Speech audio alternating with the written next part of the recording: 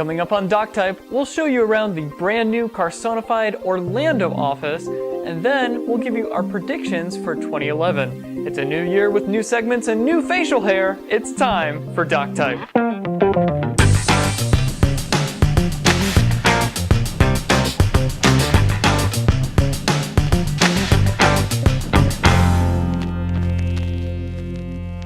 I'm Nick Pettit. And I'm Jim Hoskins. And you're watching Doctype. Whether you're a designer that's absolutely terrified of code, or a developer who thinks the golden ratio is a fast food combo meal, Doctype has the latest tips, tricks, and tools to help make you a pretty well-rounded web developer. Indeed.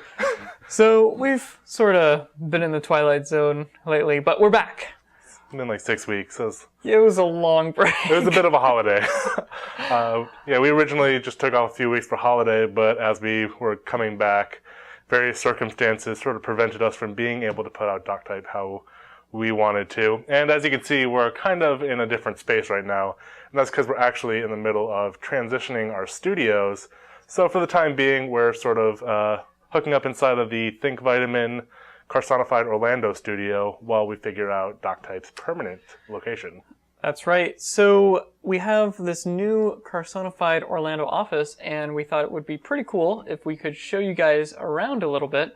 So, I don't know, Jim, I think it's time for a montage. Montage! So I'm really excited about our new Orlando office because we are throwing our hearts and our souls into our new product, which is Think Vitamin membership. And it's exciting to finally have a place where, that product lives and breathes. And I think having, you guys here, Nick, Jim, and Allison here in the office in Orlando gives us a real home base for that. It's nice to have a studio, and we're also going to be hiring a video editor as well. It's cool to have a home base, and I feel like there's kind of a heart and a center now for Think Vitamin membership, and we're super excited to take it forward, so can't wait to see what happens. It's really awesome. I mean, obviously it's convenient for me because I'm from Orlando, but it's been really exciting to kind of put it together and compose something that is very Carsonified, but also sort of ours, and a little bit Floridian. So we hope you enjoyed that little tour of our office. That's actually something we want to do more in the future, is to go into different web design and web development studios and see how people work day to day, different environments and stuff. So let us know what you think of that, and hopefully we can get out and see how other people are working. Definitely. So now we're going to give our predictions for 2011. Last year, we started off the year with our first episode in 2010 with our predictions for 2010. You can go back and see how accurate we were. In 2011, though, I think that we're going to see two major trends in the design world. First, I think that we're going to see CSS3 animations absolutely everywhere. For me, it kind of started with, I guess first learning about them, and then I saw them appear on Chris Coyer's site, CSS Tricks, and now Apple just recently did a little redesign of their site, and they have animations in a lot of different places. In fact, I think they went a little bit overboard, but that's subject to debate.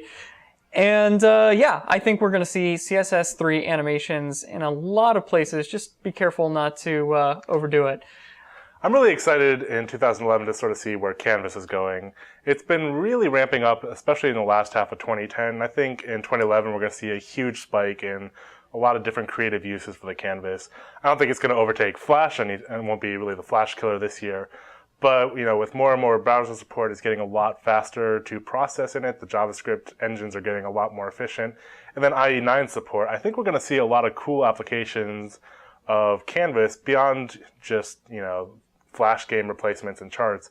Starting to see a lot of cool implementations of things that we really didn't think about in web design. So hopefully we'll see a lot more coming out as browser support comes, and I think it's going to be a really cool year for interactive visual effects in the browser. Without a doubt.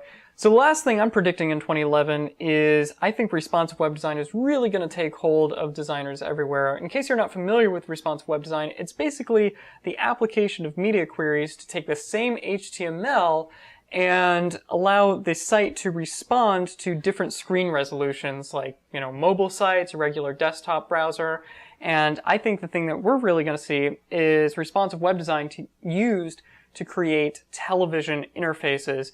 And there's lots of other applications as well. In fact, I think we might also see responsive web design used to kind of adjust where the page fold is depending on your screen resolution. You know, if your screen is smaller, the page fold is further up and you want to put the most important stuff at the top of the page.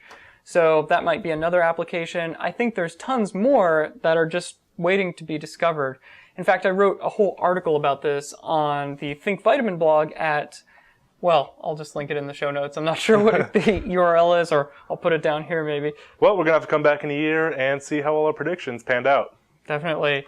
That's it for this week. Until next time, be sure to check us out at facebook.com/doctype and follow at doctypetv on Twitter. And if you have a question you'd like answered on a future episode of Doctype, send us an email at questions@doctype.tv. And if you subscribe via iTunes or RSS or YouTube, you'll never miss an episode of Doctype. So come on, why not? So until next Tuesday, remember that every great web page starts with Doctype.